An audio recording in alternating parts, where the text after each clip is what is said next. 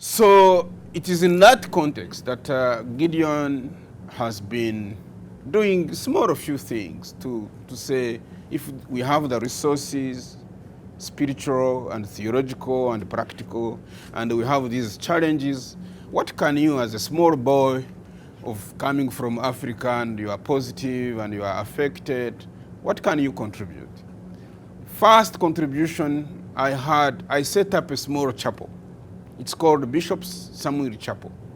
I wanted to have a place, a small place, about 50 worshippers, where people can come and worship in a way that is AIDS competent. So the music, the liturgy, the sermons are all AIDS competent.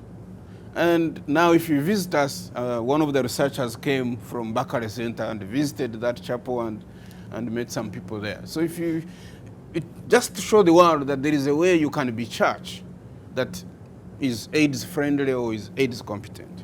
Two, I set up what we call the Africa Network of religious leaders living with or personally affected by HIV, which has now actually grown beyond my expectations now, because last week they were telling us that there are now 10,000 people in more than 40 countries. When I started, I was only one, and then we became 8, then we became 40, now I hear there.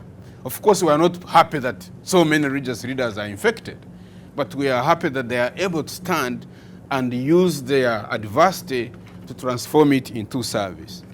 And then finally, we have the Hope Institute, which is devoting its life to training young people.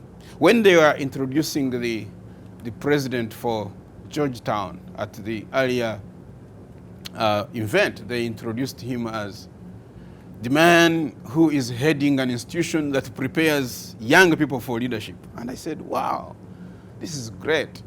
And so how do you prepare young people for leadership in an AIDS-challenged region where millions of people are positive and you cannot look at the face and say, this is one is positive on this one, where there is gender violence, where the health infrastructure is run down, where the politics is such that people don't care how many people die as long as they retain themselves in office and so forth.